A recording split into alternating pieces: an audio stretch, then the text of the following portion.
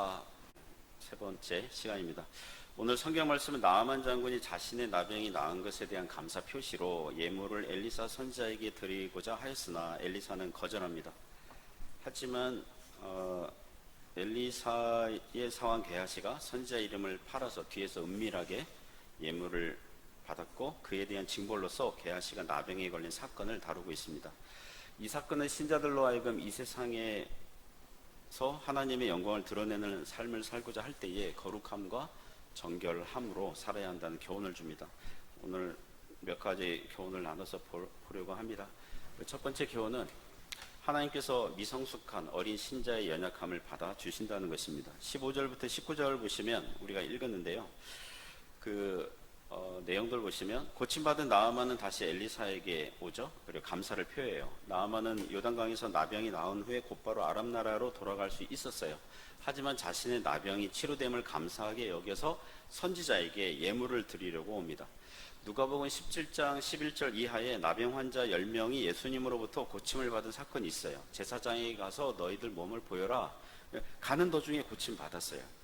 하지만 다시 예수님께 돌아와서 감사를 표한 사람은 10명 중에 몇 명입니까? 한 명입니다. 딱 한 명밖에 없습니다. 그것도 사마리아 사람 이렇게 나와요. 그러니까 신앙생활에서 감사를 하느냐 하지 않느냐는 좋은 신앙, 참된 신앙의 여부를 가리게 되는 거예요. 좋은 신앙, 건강한 신앙은 감사를 표하는 신앙인 줄 믿습니다. 감사를 표현하시기 바랍니다. 기도로서, 찬양으로서 할 수 있길 바랍니다.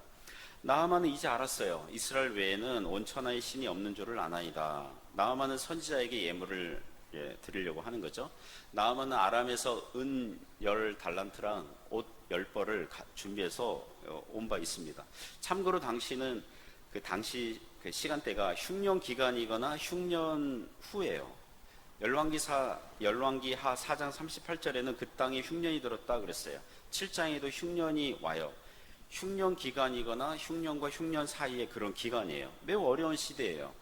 그리고 엘리사 선지자는 스승 엘리야 선지자 시대에 길갈, 베델, 여리고 이 세 군데에 선지자 학교 있었어요. 학생들이 수십 명에서 수백 명 기숙하고 있었어요. 먹고 자고 배우고 이렇게 하고 있었어요. 4장 38절 이하에는 선지자 학생들이 국을 끓이는데 어느 채소 하나를 잘못 넣었나 봐요. 독성이 있는 채소. 그래서 먹고 식중독 걸리고 못 먹는 국입니다 이러니까 선지자가 그 독을 제거해 준 적이 있었고요.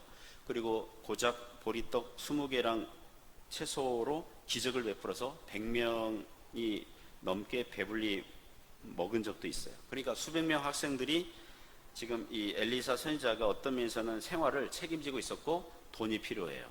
늘 돈이 필요했던 거예요.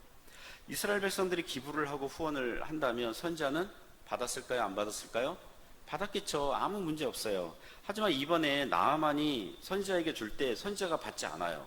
몇 가지 이유가 있었던 것 같아요.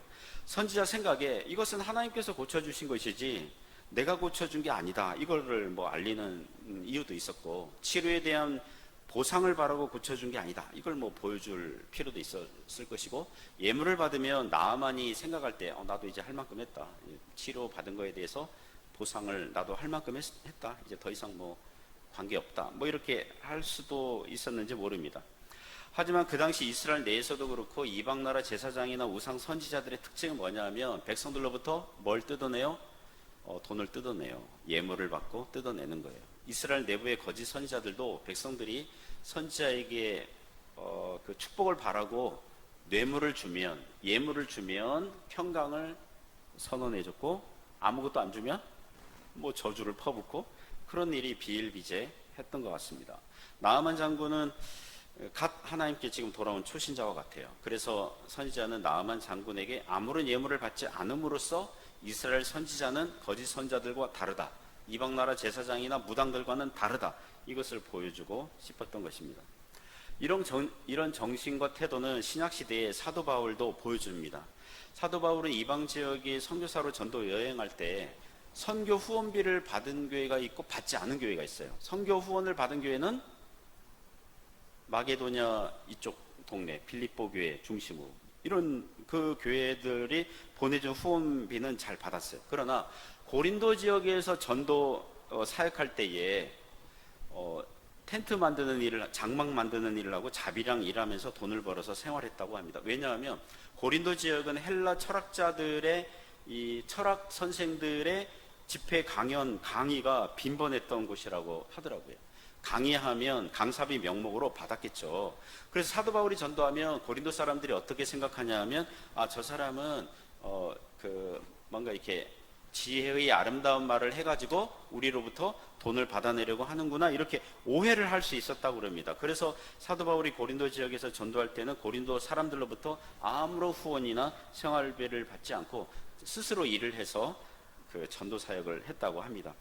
고린도전서 9장 18절에 보면, 그런즉 내 상이 무엇이냐, 내가 복음을 전할 때에 값없이 전하고 복음으로 말미암아 내게 있는 권리들을 다 쓰지 아니하는 이것이로다, 이렇게 말씀한 바가 있습니다.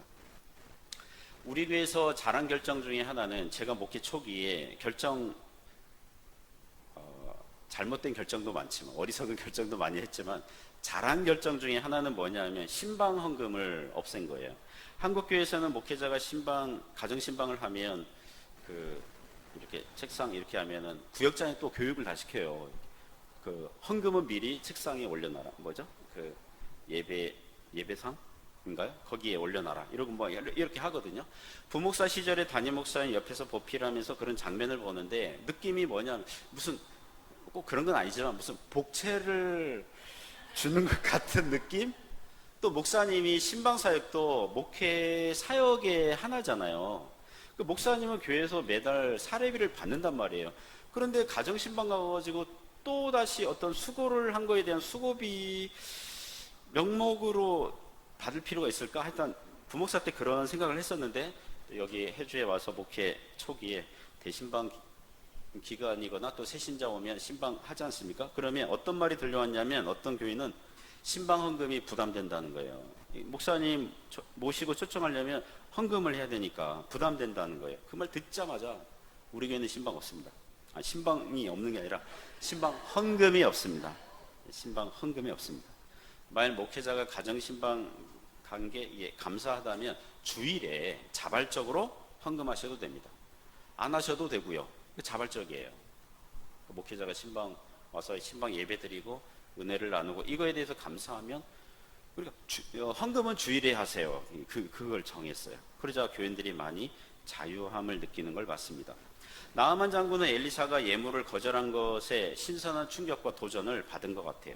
그리고 자신의 결심을 선지자에게 말을 해요. 17절 18절 보시면, 이스라엘 땅에 있는 흙을, 노새 2마리에 실을 수 있는 양의 흙을 가지고 자기 고향 집으로 돌아가서 아마도 흙으로 제단을 만들려고 했던 것 같아요. 거기서 오직 하나님에게만 희생제사를 드리겠습니다. 마치 기도처 꾸며가지고 하나님께만 기도하겠습니다, 이런 것처럼 하나님께만 희생제사를 드리겠습니다 결심했고요. 그리고 자기 왕이, 아람 왕이 나이가 좀 있는 것 같은데, 아람의 주요한 우상신이 림몬이라는 신이거든요.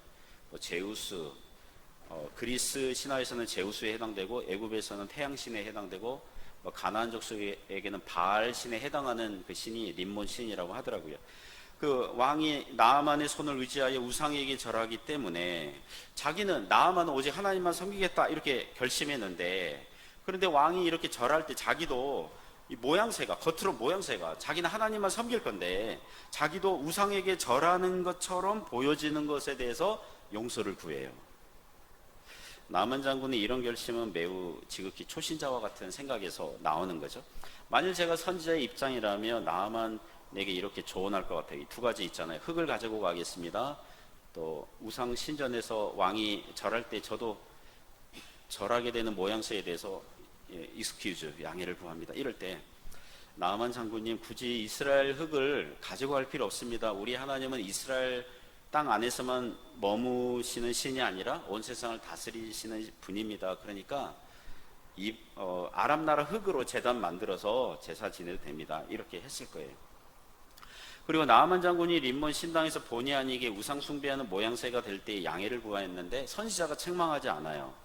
많은 주석들을 보니까 주석가들은, 어떤 분들은 엄격하게 이것은 나아만이 타협하는 신앙이다, 이렇게 책망을 하더라고요. 그런데 19절 보면 엘리사 선지자는 너는 평안히 가라고만 했어요. 그 이유는 무엇입니까? 나아만 장군은 아직 초신자예요. 신앙이 어린 신자예요. 나아만에게 다니엘과 같은 신앙을 요구할 수는 없었을 거예요. 그러니까 나아만의 이 고민과 어려움을 선지자는 어느 정도 받아주고 있다는 것입니다. 사랑하는 성도 여러분, 초신자의 고민, 염려 받아줘야 돼요. 너는 이것도 모르니? 그게 아니라 받아줘야 돼요. 최근에 따야원에서 주일에 버스 타고 택시 타고 교회당에 오는 형제님 한 분이 있어요. 저는 그분이 그렇게 온다고 할 때 무조건 칭찬해요. 그러니까 칭찬할 때 예를 들면 평소에는 그 어조가 예를 들면은 한 이 정도의 어조로 이렇게 칭찬하면 그분에게는 한 120% 더 잘하셨다고 감사하다고 막 이렇게 칭찬을 해요. 그분이 처음 올 때는 초행길에서 3시간 가까이 걸렸다고 하더라고요. 가만 보니까 그분은 저뿐만 아니라 만나는 교인들마다 자기가 얼마나 힘들게 왔는지 이렇게 얘기해요. 다 칭찬해줘요. 이전에 광저우에 안수 집사님 계셨고 똥관에 안수 집사님, 썬전에 장로님 계셨어요. 주일마다 2-3시간 걸려서 오셨어요. 저 감사하고 귀하잖아요. 그죠? 칭찬을 해드리죠. 하지만 여러분, 장로님이 주일 성수했습니다 이렇게 얘기하면 교인들이 칭찬할까요, 안 할까요? 당연한 걸. 물론 오느라고 고생하셨군요 이렇게 얘기할 수 있지만 당연한 거잖아요. 그죠? 그런데 그 형제님은 장로님이나 안수집사님들보다는 신앙이 약하게 보여요. 그래서 칭찬이 필요한 거예요. 칭찬이 필요한 것입니다. 저는 11조 합니다. 그런데 우리 교회 교인들 어느 누구도 제가 11조 헌금하는 것에 대해서 칭찬하지 않더라고요. 목사님 대단합니다 이렇게 하지 않더라고요. 11조 헌금도 하시고. 그러나 만일 그동안 11조 헌금하지 않던 초신자가 있는데 만약 11조를 하게 된다면, 그 사실을 알게 된다면 저는 매우 칭찬할 거예요. 당연한 건데 왜 그래요? 그러지 않을 거예요. 칭찬할 거예요. 저는 청년 시절에 그 11조 처음 이제 결정하고 이제 하게 될 때, 제가 대학생 때니까 제가 물론 알바도 하긴 했어요. 알바도 하긴 했지만 대부분의 고향 장학금이라고 저기 부모님이 보내는 그랬으니까 첫 번째 11조 할 때 그 2가지 감정이 느꼈는데, 첫 번째는 충격이었어요. 이거 11조 하면 이거 밥 못 먹는 거 아닌가?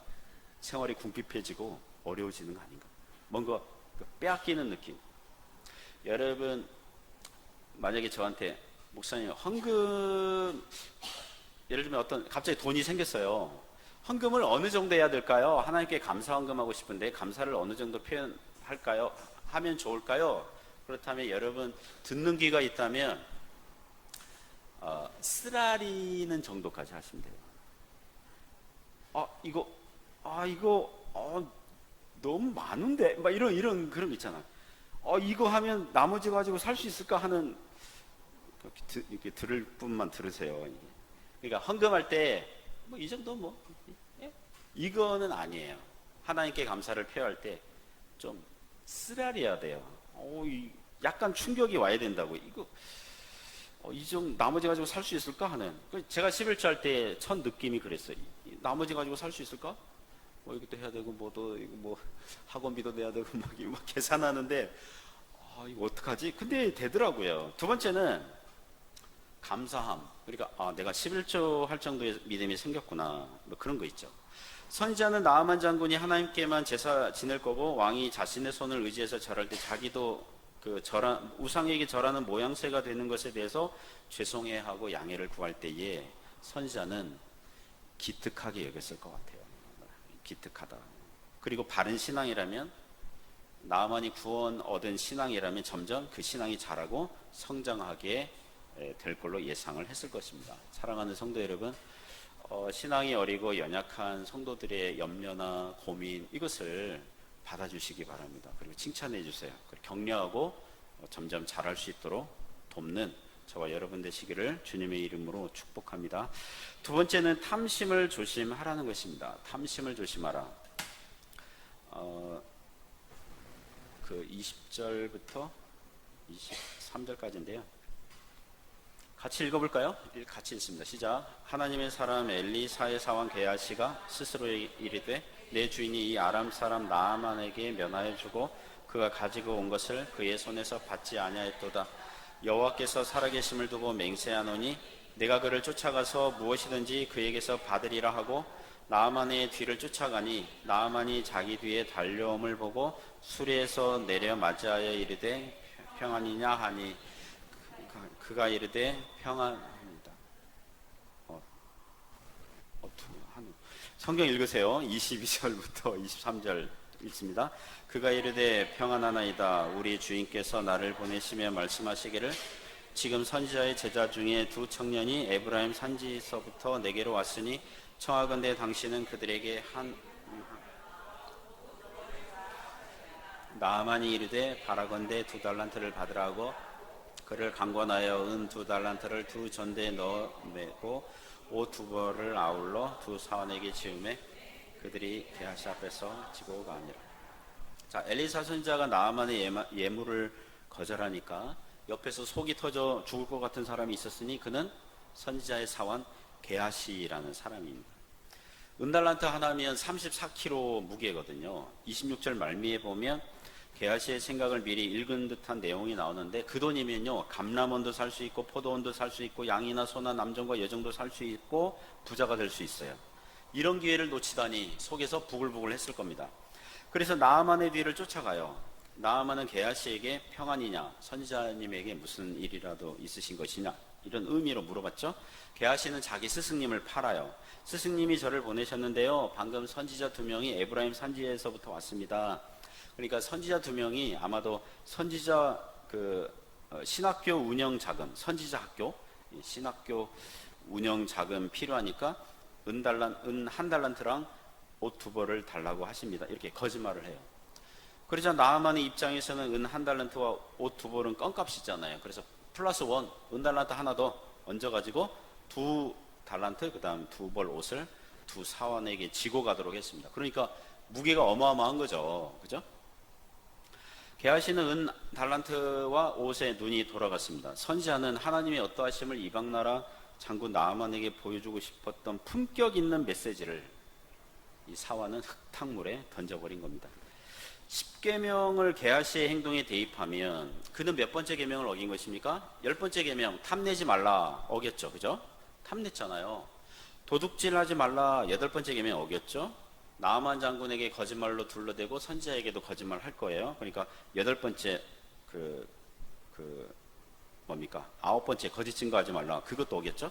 그리고 부모를 공경하라. 이 부모를 공경하라는 것은 광범위하게 자신 위에 있는 권위자를 공경하라 이게 포함되기 때문에 5번째 계명도 어긴 거죠. 탐심은 재물을 하나님처럼 섬긴 거니까 재물을 하나님과 겸하여 섬기려는 시도이니까 첫 번째 계명 어긴 것이고요. 재물을 우상 숭배하듯 섬긴 것이니 2번째 계명도 어긴 것이고 하나님의 이름을 망령되이 한 것이니까 3번째 계명도 어긴 거고 또 안식일을 지키라. 안식일을 지키라. 왜 안식일을 지키라 그럽니까? 하나님 안에서 안식, 구원, 만족, 감사하며 살아라. 이런 계명이기 때문에 4번째 계명도 어긴 거예요. 그러면 10번째 계명 어떻게 보면 모조리 다 어긴 게 되는 거죠. 한국 영화 중에 2015년작 베테랑이라는 영화가 있습니다. 황정민, 유아인 주연의 그 베테랑이라는 영화가 있습니다. 유아인이 요새 하여튼간 약한 것 때문에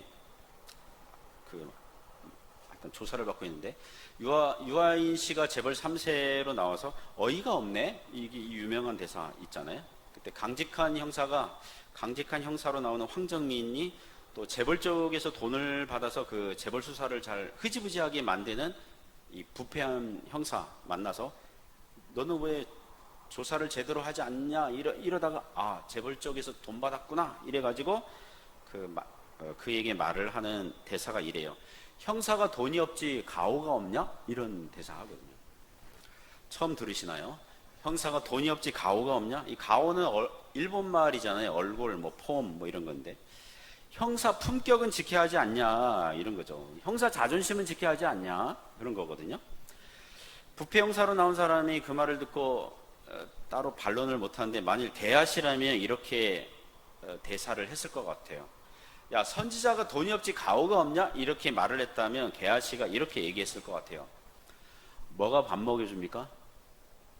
가오가 밥 먹여주냐? 이러겠죠. 게하시가 선지자의 사원인데 지금 선지자 가장 가까이서 모시고 있는 사람이에요. 선지자 학생들 중에서 가장 믿음이 좋고 평판이 좋은 사람이 선지자 사환을 했을 거예요.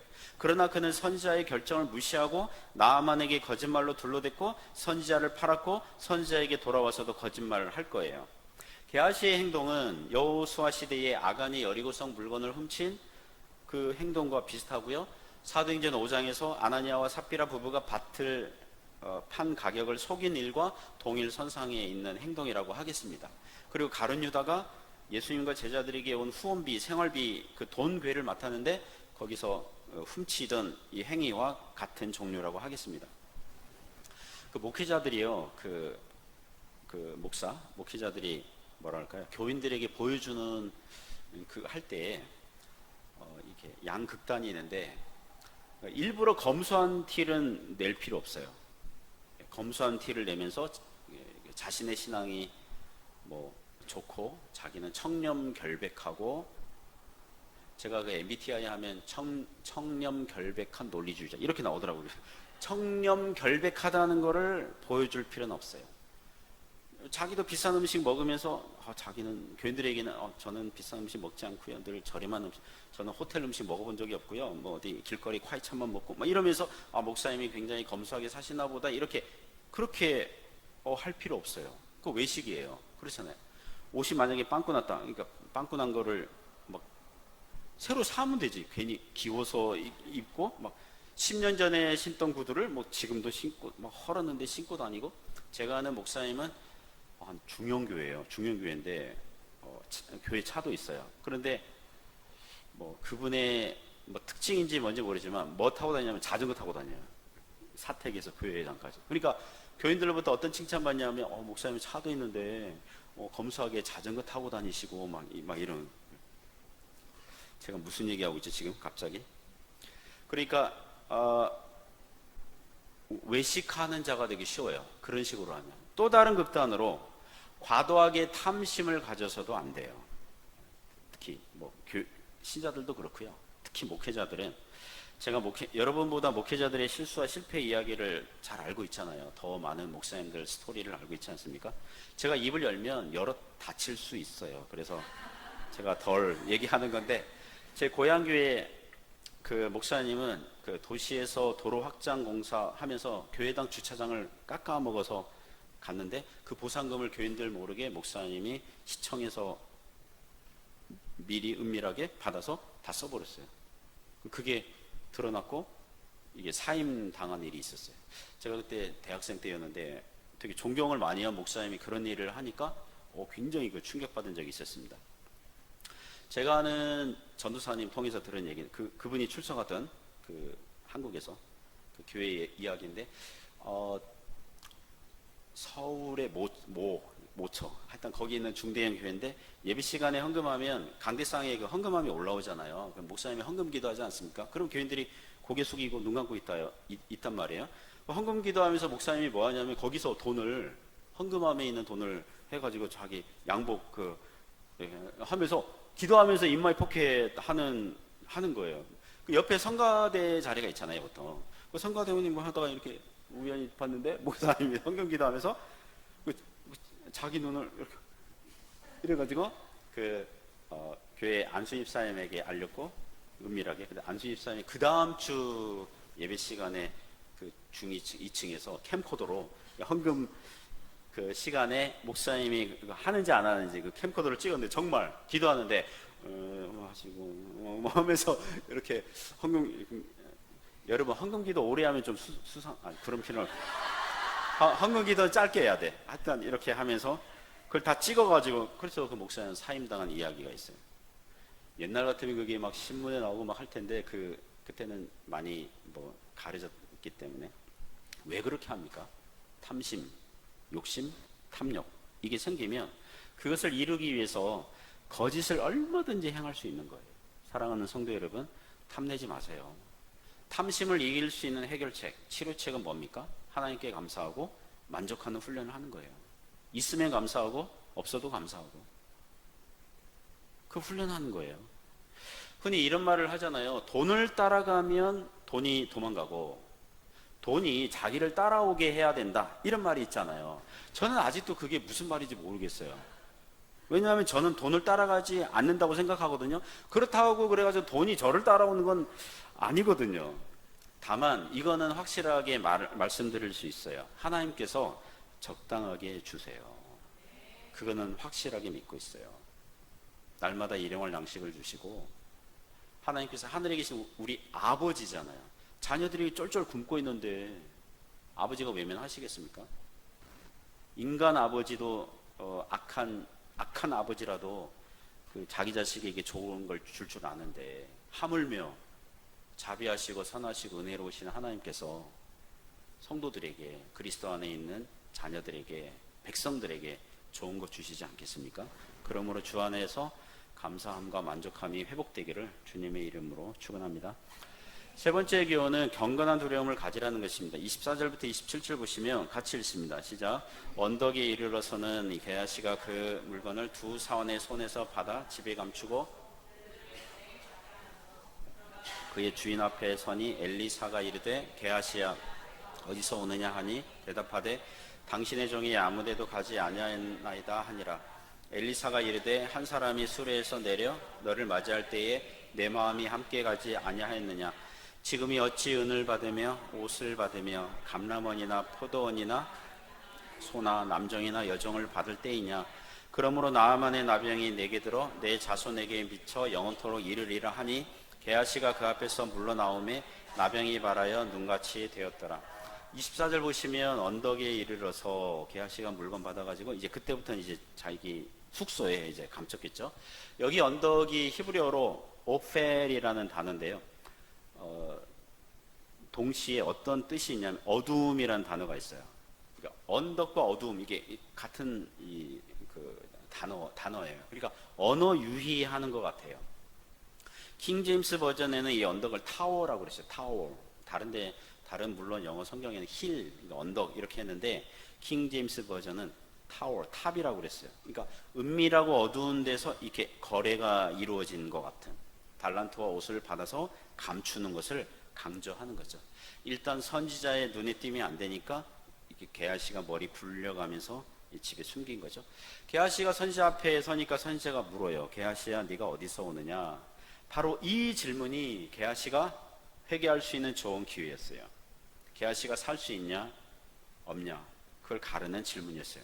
그동안 선지자를 옆에서 모셨다면 혹시 선지자는 못 봐도 하나님은 보시고 하나님께서 선지자에게 알려주실 수 있잖아요. 그걸 예상했어야 되는 거죠. 그러나 게하시는 탐욕의 눈이 멀어서 선지자의 질문이 일상적인 질문으로 들렸을 것이고, 양심을 때리는 질문이 아니라 얼마든지 둘러들 수 있는, 빠져나갈 수 있는 질문으로 여긴 것 같아요. 당신의 종이 아무데도 가지 않았습니다. 그러자 26절에서 엘리사가 한 사람이 수레에서 내려 너를 맞이할 때에 내 마음이 함께 가지 아니하였느냐? 선지자가 마치 그 현장에서 나아만 장군 뒤따라가 가지고 그 달란트랑 옷을 받을 때에 마치 선지자가 그 현장에서 게하시를 본 것처럼 생생하게 정확하게 묘사를 해요. 그리고 이렇게 얘기해요. 지금이 어찌 은을 받으며 옷을 받으며 감람원이나 포도원이나 양이나 소나 남종이나 여종을 받을 때이냐? 선지자는 마치 이렇게 얘기한 거죠. 선지자가 돈이 없지 가오가 없냐? 우리가 이방 선지자들이나 거짓 선지자들처럼 백성들을 속여서 돈을 빼앗는 일을 지금 할 때냐? 이런 거죠. 최근에 한국에서 어느 젊은 국회의원이 가상화폐 코인을 투자한 일로 상당히 논란이 일어났어요. 가상화폐 자본주의 사회니까 투자할 수 있어요. 저는 그쪽 세계를 전혀 몰라요. 근데 CBS 김현정 씨 토크쇼 보니까 이 코인 전문가가 나와서 그 국회의원이 한 그 코인 투자 그 방식이 전문가랍니다. 전문가 수준. 그러니까 또 썸네일 하잖아요. 유튜브 보면 썸네일 어그로를 끌어야 되기 때문에 코인 전문가가 국회의원 된 듯 이렇게. 자기가 그 지역구 구민이라면 싫어할 것 같다는 거예요. 왜냐하면 자기가 전문가니까 이런 식으로 하려면 의정 활동을 못 한다는 거예요. 의정 활동을 할 시간이 없다는 거예요. 시간이 없다는 거예요. 시간이. 많은 국민들이 그 국회의원에게 묻고 있는 셈이죠. 지금 국회의원이 의정 활동 성실하게 해야 되는데 지금 코인 투자할 때냐? 전문가처럼. 연봉이 1억 5천이나 주고 있는데 나라에서 국회의원들에게. 저는 제 자신을 잘 아는데요. 한꺼번에 여러 개 못해요. 2개 못해요. 저는 돌아서면 설교 준비하고 돌아서면 설교 준비하거든요, 지금. 여러 가정주부들이 돌아서면 밥해야 되고 돌아서면 밥하고 막 이러잖아요. 그러나 이 중국은 와 이마 이게 아주 발전이 돼가지고 안 할 때도 많잖아요. 저는 가정주부보다 더 바빠요. 이게 돌아서면 설교 준비, 돌아서면 설교 준비하고. 저는 육신이 약해서 모바일 게임 한참 할 때가 있었어요. 클래시 오브 로얄 뭐 이런 거 있어요. 타워가 7단계, 8단계까지 간 적이 있었어요. 제 스스로에게 위로를 하는 거죠. 설교 준비를 치열하게 하다가 잠시 머리를 식힐 겸 이렇게 게임하고 있을 뿐이야. 하지만 일상생활에서 길을 걸어가고 있는데 클래시 오브 로얄 그 게임 그 장면이 펼쳐지는 거예요. 아, 거인을 이쪽에 하고 아처랑 그 게임 캐릭터예요. 이제 그런 걸 투입해가지고 이게 적의 타워를 무너뜨리고 하여튼 그런 게임이 있어요. 그 게임이 저를 막 당기는 거죠. 자기 전에 게임 한 판 하고 자는 게 어때? 뭐 게임하다 보면 한두 시간 금방 가고. 코로나 기간 때 그랬어요. 코로나 기간 때. 그럼 제 양심에 이런 소리가 들리는 거죠. 지금 어찌 모바일 게임 할 때냐? 목사가 성경을 하나라도 더 보고 책을 더 봐야 할 때지. 지금 피곤한 눈으로 지금 게임할 때냐?